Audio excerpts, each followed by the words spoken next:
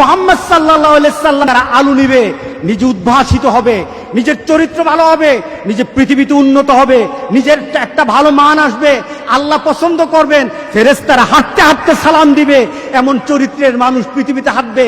ওই চরিত্রের মানুষগুলো হয়ে গেছে আবু বকর, ওই চরিত্রের মানুষগুলো হয়েছে উমর, ওই চরিত্রের মানুষ হয়ে গেছে আলী উসমান, গোটা পৃথিবীর শ্রেষ্ঠতম মানুষ।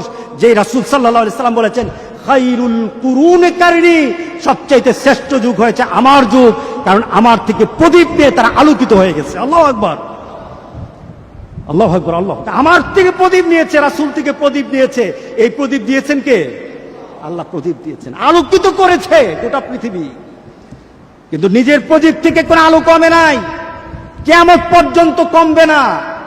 কেউ যদি মনে করে মরার আগে জান্নাত দেখতে চায়, শুধু একটা জিনিস, রাসূলের চরিত্রে চরিত্রবান হয়ে যেতে হবে, মরার আগে জান্নাত দেখা যাবে। কেউ যদি মনে করে আমার ঘরটাকে জান্নাতের ঘর বানাবো, জান্নাতে যাওয়ার আগে আমার ঘরটাকে জান্নাত বানাবো, অন্য কোনো জিনিসের দরকার নাই, শুধু রাসূল সাল্লাল্লাহু আলাইহি সাল্লামের ঘরের নীতি আপনার ঘরে ঢুকলে আপনার ঘর জান্নাত। আপনি যদি মনে করেন আপনার সন্তানকে আপনি এমন ভাবে রেখে যেতে চান, ওই সন্তানের দিকে তাকালে মনে হয় আপনার মৃত্যুর পর আপনার সন্তান আপনার জন্য দোয়া করবে, আর এই সন্তান আল্লাহর কাছে দোয়া যখন করবে আল্লাহ কবুল করে নিবে। এমন সন্তান যদি আপনি বানাতে চান, শুধু একটাই দরকার, মুহাম্মদ সাল্লাল্লাহু আলাইহি সাল্লাম যেভাবে সন্তান বড় করতে বলেছেন শুধু ওইভাবে বড় করেন।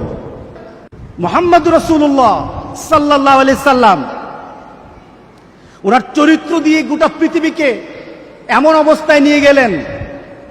রাসূল সাল্লাল্লাহু আলাইহি সাল্লাম এমন একটা সমাজে এসেছিলেন, যে সমাজটার নাম ছিল কি? অন্ধকারের যুগ, আইয়ামে জাহিলিয়া, বর্বরতার যুগ, অসভ্যতার যুগ। সকল নীতি গোটা পৃথিবীর মধ্যে নীতি নৈতিকতার চূড়ান্ত পর্যায়ে যখন অবক্ষয়ের নিচ পর্যায়ে চলে যায়, যে সমাজটার মধ্যে পাওয়া যায়, ওই সমাজটা ছিল ওই সমাজ।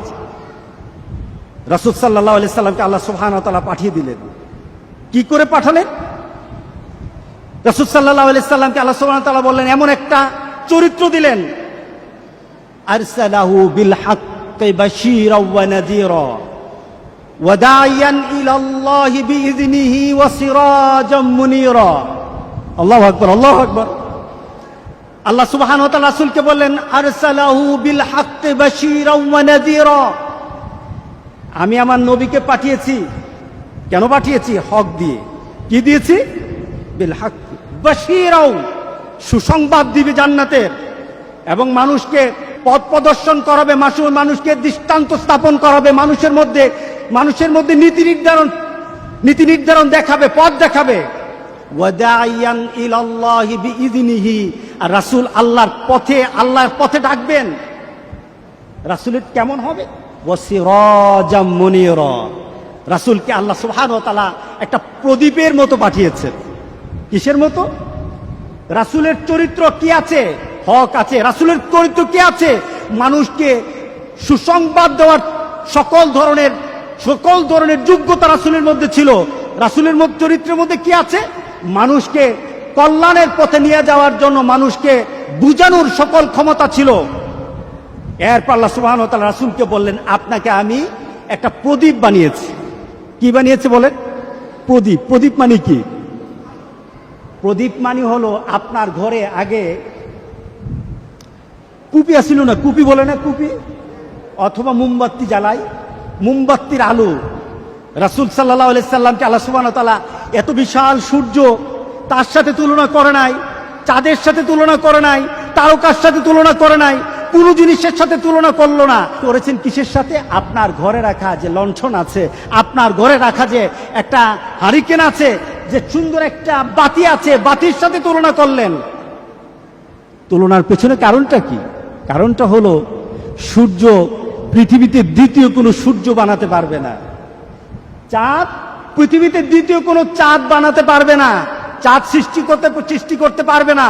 কিন্তু মুহাম্মদুর রাসূলুল্লাহ সাল্লাল্লাহু আলাইহি সাল্লামের চরিত্র এমন চরিত্র, যেই চরিত্রের গুণে কেউ যদি গুণান্বিত হয়ে যায়, রাসূল যেমন আলোকিত প্রদীপ, এমন আলোকিত পৃথিবীতে লক্ষ কোটি মানুষ হবে, এই প্রদীপের আলো কমবে না, গোটা পৃথিবীর আলো নেওয়ার ক্ষেত্রে কোনো ধরনের কমতিও হবে না। আল্লাহু আকবার, আল্লাহু আকবার বলি। অর্থাৎ রাসূলের প্রদীপ কমবে না। আপনার বাড়িতে যে মোমের বাতি আছে, মোমের বাতি থেকে যদি গ্রামের সবাই আপনার কাছে এসে বলে, ভাই আমার মোমের মাঝে বাতি নেই, আলো নেই, আগুন নেই, তোমার মুখ থেকে একটু আগুন নেব, আপনি কি বলবেন? বাইরে ভাই কয়েকজনই নিবি, আমার আলোটা নিভে যাবে, এমন হবে নাকি? গোটা বাংলাদেশ যদি আপনার প্রদীপ থেকে আলো নেয়, আপনার বাতি থেকে আলো দেয়, আলো কমবে? গোটা পৃথিবী নিলে কমবে? গোটা পৃথিবী নিলেও কমবে না।